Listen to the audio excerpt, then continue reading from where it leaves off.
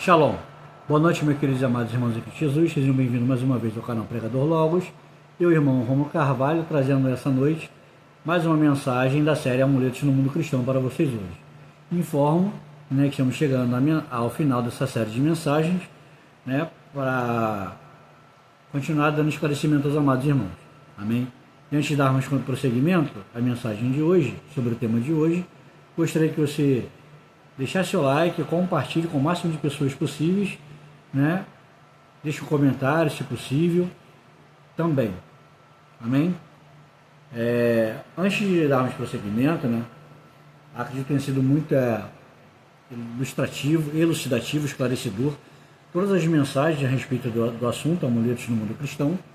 E você que está chegando agora no canal, gostaria de convidá-lo a assistir todas as mensagens sobre o tema, para que evite que você seja enganado ao frequentar algum templo religioso, alguma igreja, enfim, para que você tenha a mente aberta, e não seja enganado por líderes religiosos que tentam prender as pessoas, por falsos pretextos, por textos da Bíblia fora de contextos, e assim aprisionando suas mentes, de forma que vocês venham seguir a risca, ter medo. Não, temos que estar diante de Deus, nosso Pai, nosso Criador, com temor, tremor e reverência.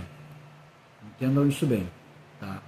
E não ter medo, principalmente quando são medos colocados por líderes religiosos que distorcem a palavra de Deus a seu bel prazer, para prender suas mentes, cativar suas mentes, para o mundo deles, deixando de pregar a verdade do Deus Altíssimo, ou pregando meias verdades, e não levando frutos de arrependimento aos amados irmãos.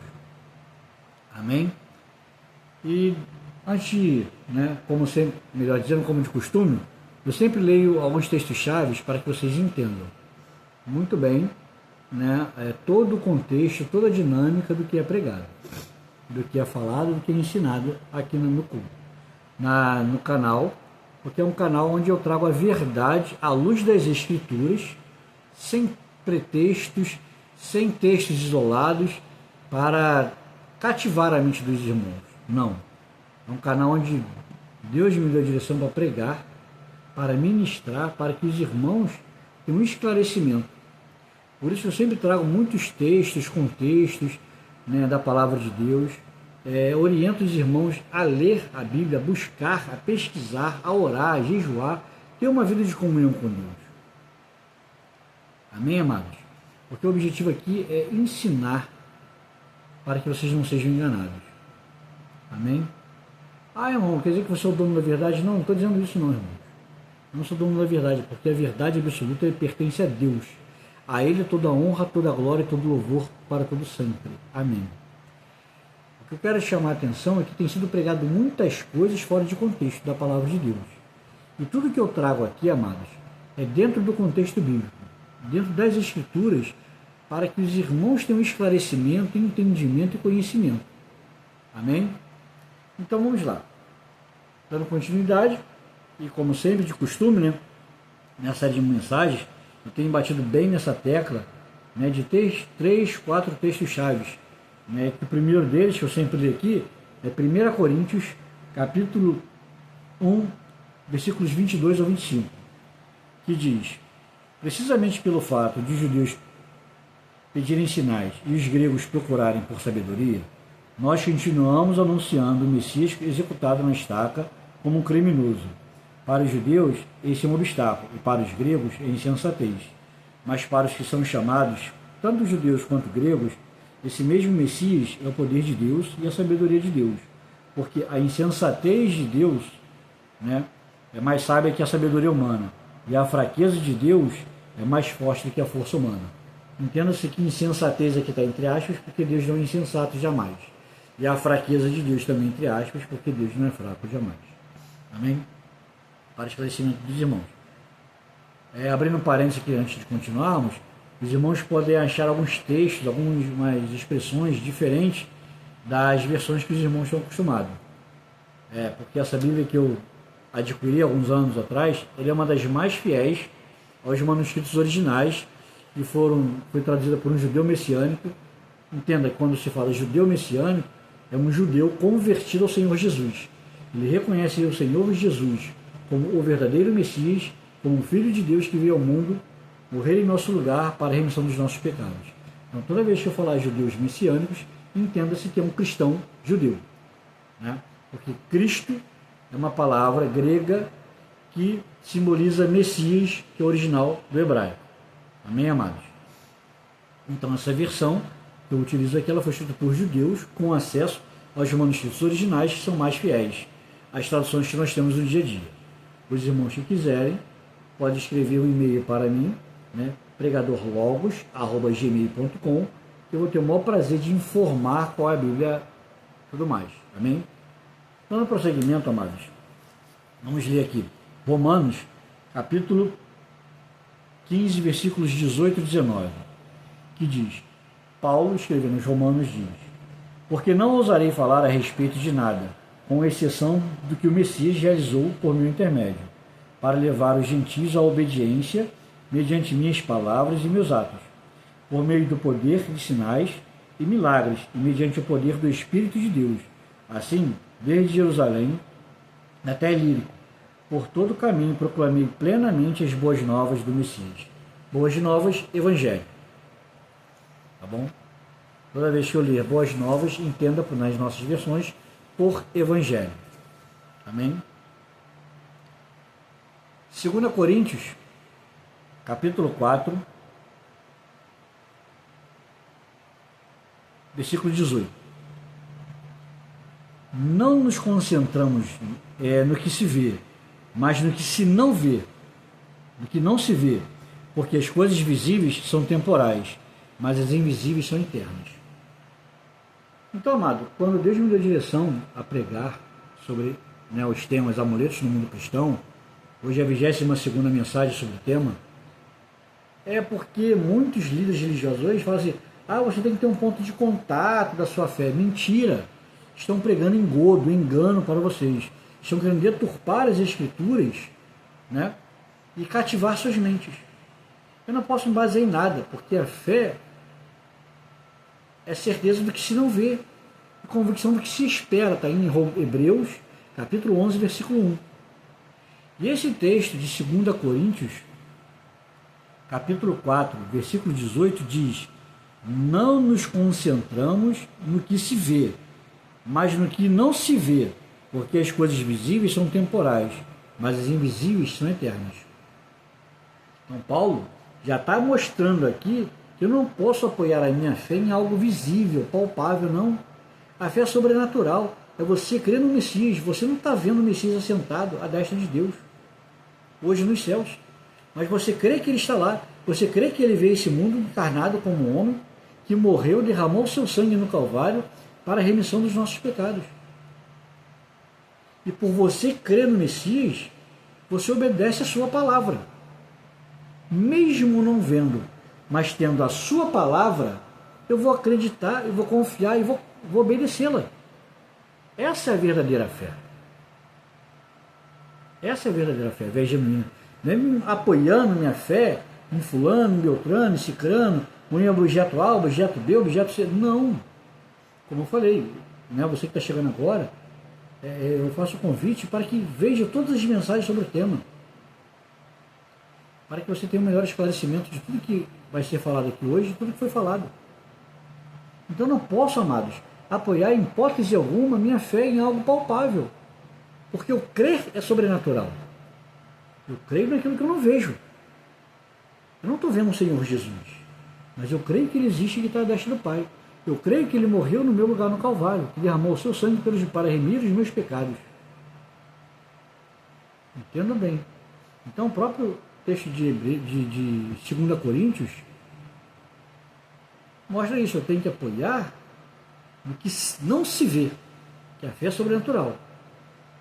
Então tu chegou num lugar que começa, você tem que ter isso para ponto de contar a sua fé. Está pregando para você engano, irmãos.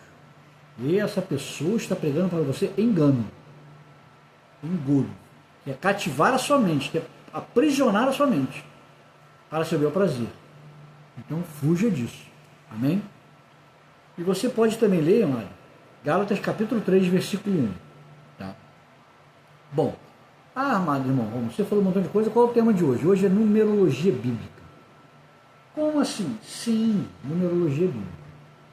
Como eu falei sobre, um tempo atrás, sobre um determinado tema, eu falei sobre horóscopo cristão, né, e tal, eu expliquei aqui mais ou menos. Né? E por que hoje numerologia? Muitos se baseiam na Cabala. Né? Se não me falha a memória, a Cabala ela surgiu quando Israel foi cativo na Babilônia. Alguns judeus se juntaram com forças espirituais do mal, né, aprenderam feitiços e acabaram criando a Cabala, que tem um lado negativo. Então você não pode apoiar 100% da sua vida nisso. Nada. Eu vou trazer alguns fatos interessantes. Né? Nos perdoem. O número 7, número da perfeição de Deus. Vamos ler Gênesis, capítulo 2, versículos 2 e 3. Eu vou ler só o versículo 3, que já deixa bem esclarecedor. Deus abençoou o sétimo dia e o separou como santo, porque nesse dia Deus descansou de toda a obra que criou, para que ela pudesse produzir por si mesma. Deus abençoou e santificou o dia 7. Então, aí começou, né, a onda da numerologia bíblica, dia 7, faça isso, 10 e 7 é o dia da perfeição. Sim, 7 é o dia da perfeição, porque Deus realizou sua obra em 6 dias e no 7º descansou. Tanto é que temos 7 dias da semana. Não 8, não 9, não 10, 7 dias. Com base no que Deus criara. Amém? Porém, amados, eu não posso me escravizar com isso. Eu não posso deixar de ser cativado, aprisionado por líderes religiosos com isso. Né? 12 significa governo. 12 tribos de Israel, 12 apóstolos. Amém? Governo. Mas eu não posso me prender ao número 12. Hoje é o dia 12, vou fazer isso. Hoje é de 1 a 7, dia santo, dia abençoado, vou fazer isso. Não. A Bíblia fala que Deus, que alguns, né, julgam iguais todos os dias, outros fazem separação de dias e dias. Né? Não me recordo no momento no versículo, mas eu vou deixar na descrição aí da mensagem para que os irmãos entendam, tá bom? Então entenda. Então número Y, número X. Então hoje é o dia 12, vou ler Provérbios 12 vezes. Vou ler o Salmo 12 vezes. Vou ler o Isaías 12 vezes. Isso é aprisionamento, amados. É julgo. É julgo. Em momento algum, inclusive desses textos que eu iniciei a mensagem, Paulo pega Cristo executado. E como eu falei, estou preparando um estudo sobre o apóstolo Paulo, para ministrar aqui, para que os irmãos entendam que Paulo, conhecedor do que era do Antigo Testamento, né, o Novo Testamento estava sendo preparado, né, pelo Espírito Santo, né, com os evangelhos, Atos dos Apóstolos, escrito por Lucas, as epístolas de Paulo, de Tiago, de João, de Pedro, enfim, estava sendo preparado. Eles já estavam no tempo da graça, eles não pregavam outra coisa. Paulo pregava Cristo. Paulo pregava somente o Senhor Jesus crucificado, executado, como nosso Senhor e Salvador, porque a salvação está no Messias. No momento nenhum você vê Paulo se prendendo a números, a objetos, nada disso. É o que mais instrui as igrejas. Amém, amados? Apocalipse também fala da árvore fruto da vida, que dá 12 frutos, cada um ao seu tempo. Lá em Apocalipse, capítulo 22, versículo 2. Entenda, mas eu não posso me prender a números, irmãos. Hoje é o dia 20, eu vou ler o Salmo 20 vezes. Ah, eu vou ler texto tal 3 vezes, Pai, Filho e Espírito Santo, 3 vezes. Eu estou me prendendo. Eu estou criando uma jaula na minha mente. Ou melhor, estão colocando as nossas mentes em jaulas invisíveis. Perdão, irmãos. Estão colocando nossas mentes em jaulas invisíveis, aprisionando. Ah, hoje é dia tal, tem que fazer isso, porque hoje é dia tal. Não, irmãos, estão aprisionando você. O Novo Testamento todo não diz isso. Só porque Deus separou o sétimo dia. Entenda bem, amados. E não estou excluindo tudo que a Bíblia diz. Não estou falando isso. Como eu já disse aqui, tudo que foi escrito para nosso conhecimento, para nosso ensino foi escrito. Então entenda. Se eu ou você, queremos fazer um propósito com Deus, vou citar um exemplo. Um dia de manhã, pela manhã, você acorda, dobra seus joelhos e ora: Senhor, nesse dia eu abro um jejum de 7 horas, eu vou fazer um jejum de 7 dias, de 7 horas, por uma causa X. É você com Deus. Assim como eu preguei sobre o jejum de Daniel, botei lá o título Campanha de Daniel.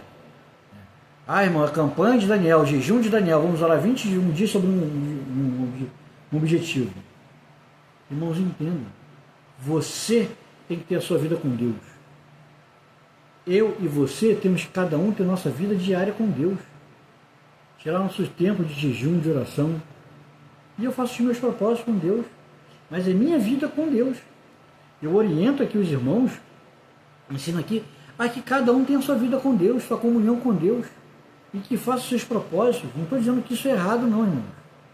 Você só não pode permitir, só não podemos permitir que nossas mentes sejam cativadas, enjauladas por líderes religiosos. Que na verdade não está ensinando a você ter sua comunhão com Deus desta forma como eu estou colocando aqui. Se você quer jejuar por um propósito, por um período de dias, por um período de horas, é você com Deus e Deus vai te honrar. Não importa se é 1, 2, 3 horas, se são 2 dias, 3 dias, 4 dias, é você e Deus. A minha vida pessoal, espiritual, é eu e Deus. A minha esposa não se mete, porque ela tem a vida dela, a salvação individual. A menos que, aos casados, chama lá a esposa, ou a esposa chama o marido, vamos fazer um propósito juntos a respeito de tal coisa. E ambos, diante de Deus, todos os dias vão buscar jejuar no mesmo horário, quando possível, mas que sejam fiéis ao seu propósito. E vão orar e jejuar juntos sobre um determinado propósito. Mas é você, seu cônjuge e Deus. E não conte para ninguém. Tem propósitos que eu faço que minha esposa não tem ciência, porque é minha vida com Deus. Assim como ela tem os dela, e é ela com Deus. Entenda, não é proibido você contar para o seu cônjuge, amado.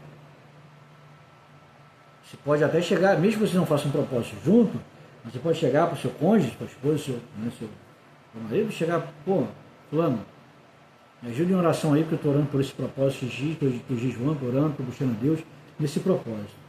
Para fortalecer você em oração. Para que o seu companheiro, sua companheira, seu cônjuge, fortaleça também você em oração. Mas eu não posso me tornar escravo de pessoas que ficam prendendo suas mentes. Porque hoje é o dia 90, vou ler o Salmo 90. Não existe, é só um exemplificando, tá, amados? Vou ler o Salmo 90, vou ler o Salmo 90 3 vezes. Fica uma coisa mecânica, repetitiva.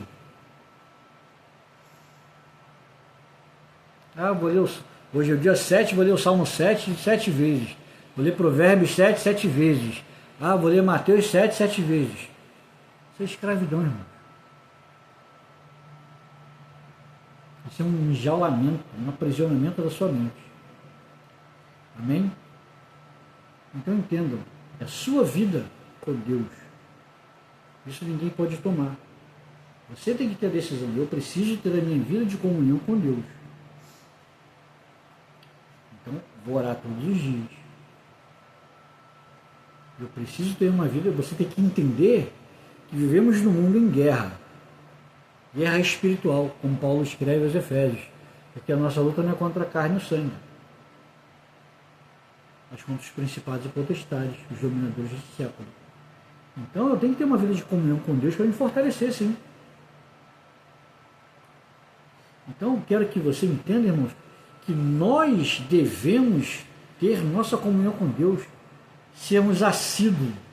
Assim como você se alimenta todos os dias, você acorda cedo, toma seu café da manhã, seja em casa, no trabalho, na faculdade, escola, não importa. Mas você faz a sua primeira refeição do dia em algum lugar. Então crie esse mesmo hábito, pegue a palavra de Deus pela manhã e leia. Ao deitar, ao findar de um dia, ore e agradeça a Deus pelos livramentos visíveis e invisíveis, por todas as bênçãos concedidas naquele dia, e leia a palavra de Deus. E vai dormir com a palavra de Deus na sua mente. Amém? Então esse é o objetivo. Então, criou-se a numerologia bíblica e estão aprisionando vocês. Estão tentando nos aprisionar. Mas graças a Deus que me libertou no entendimento e me colocou aqui para trazer esse entendimento para vocês. Porque hoje é o dia 23, eu vou ler o Salmo 23 23 vezes. Hoje é o dia 10, eu vou ler o Salmo 10 vezes. Hoje é o dia 30 do mês, eu vou ler o Salmo 30, Provérbios, enfim, Isaías, Ezequias, Jeremias, 3 vezes. Está entendendo como é que são as coisas, como é que funcionam as coisas? Como é que eu posso dizer? O aprisionamento, ele é sutil. O enredamento nessa rede que aprisiona vocês, invisível, ela é sutil. Ela vem de maneira maliciosa, enganosa, mas com uma roupagem de santidade e aprisionando vocês. Só que a Bíblia em momento nenhum mostra isso. Há casos isolados e específicos, sim. Não estou descartando, como eu falei. O profeta Eliseu mandou o seu servo e falar com Naamã para que ele mergulhasse 7 vezes no rio. Entendam bem. É como eu estou falando aqui. Então, se você quer tirar um período, fazer um propósito com Deus, é você com Deus. E não conte a ninguém. E aos casados, como eu falei, conte com o seu cônjuge. Entendam bem, então. Então, irmãos, não deixem cativar as suas mentes. Fuja disso, porque isso é uma religiosidade com uma roupagem que não te traz salvação. Porque a salvação é pelo arrependimento dos seus pecados. Quando Paulo era fariseu antes de sua conversão, você achava o homem mais justo, mais correto. Ele fala, como fariseu era irrepreensível, superior a todos da minha idade, sobrepujava muitos da minha idade, no conhecimento, no ensino, em tudo. Quando ele reconheceu que o Messias, Yeshua, aquele seguia, perseguia, matando os irmãos em Cristo, ele se converteu e fala, Deus teve misericórdia e graça da minha vida, de todos os pecadores, e principalmente de mim, que sou o pior deles. Olha a diferença, irmãos. Quando ele se achava fariseu, hipócrita, ele se achava o homem mais perfeito. Quando ele se reconheceu em Jesus, era o Messias, ele se achava o maior dos pecadores. A humildade. Então nós temos que nos arrepender todos os dias. Entendam, somos todos pecadores. Eu não posso ter uma vida de pecado. Se eu sei que prostituição é pecado, para que eu vou para um lugar desse? Não, tem que fugir dali. Agora, pecadores todos nós somos, então tem que ter uma vida de arrependimento constante. Reconhecendo sempre que preciso de mais de Deus, mais de Deus, mais de Deus, mais de Deus. Não só reconhecer que você precisa, mas que você quer mais de Deus. Então, que ele fala ao profeta, portanto, diz-lhes, tornai-vos para mim, diz o Senhor dos Exércitos, eu me tornarei para vós outros. À medida que você caminha à procura de Deus, Deus ele se deixa achar por você.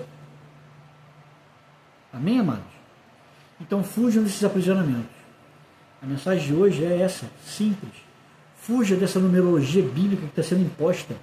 Ah, dia tal tem que fazer isso tantas vezes. Ah, hoje é dia tal tem que fazer isso tantas vezes. Fuja disso. Isso é religiosidade pura com roupagem de santidade, de dizer que é mais santo do que todo mundo. Amém? Então fuja disso. Tenha sua vida com Deus, sua comunhão com Deus. Amém, amados? Gostaria de agradecer o tempo aqui aos irmãos. Mais uma vez, compartilhe com o maior número de pessoas possíveis. Tá? E que Deus abençoe a todos vocês. Vamos orar. Senhor eterno e soberano Deus, Pai querido, Pai amado, em nome do Senhor Jesus, vem colocar diante de Ti, Pai, cada vida aqui presente. Que o Senhor, Pai, venha iluminar o entendimento. Pai, que todas as amarras, todos os aprisionamentos, todos os leões do inferno sejam quebrados agora, pelo poder e autoridade do nome do Senhor Jesus, para a honra, a glória e louvor do Teu santo nome, Pai. Abençoa cada vida, Pai. Abençoa cada inscrito, cada ouvinte, meu Deus, de cada mensagem aqui neste momento, Pai. Abençoe suas vidas, que haja salvação, cura e libertação. Em nome do Senhor Jesus, para a honra, a glória e louvor do Teu nome. Te louvamos e te agradecemos. Em nome do Senhor Jesus. Amém. Amém. Louvado seja Deus. Amados, gostaria de convidar mais uma vez que os amados possam compartilhar o maior número de pessoas possíveis. E mais uma vez, você que está chegando agora, se inscreva no canal, compartilhe, deixe seu like e assista as outras mensagens sobre o tema Amuletos no Mundo Cristão, para esclarecer e trazer luz ao seu entendimento. Amém? Shalom, uma boa noite a todos, Deus abençoe a todos. Um final de sábado abençoado, um domingo abençoado na presença do Pai. Amém? Até o próximo sábado, Deus abençoe a todos.